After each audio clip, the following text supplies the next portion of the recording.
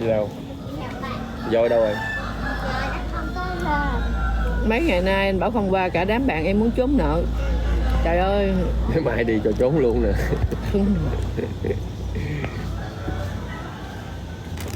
Mai ăn bánh không? Mai bánh này, mai bánh ngọt này con.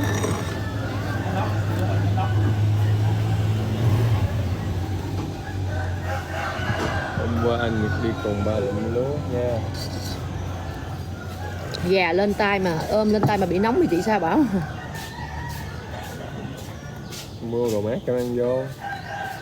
Bơm gì mát mát quay Game Farm nó nói đừng có nói vậy nghe kìa, hay quá ha. Thôi, có máy điện đó. Tối là mơ thấy anh bảo. Ok Nguyên Vinh, em cứ nhắn đi, em cứ cần gì em cứ nhắn nha. Bảo mời đi, không đặng em biết. Hỏi nợ theo. Hỏi nợ theo rồi gớp chắc chết luôn á. Chơi gà.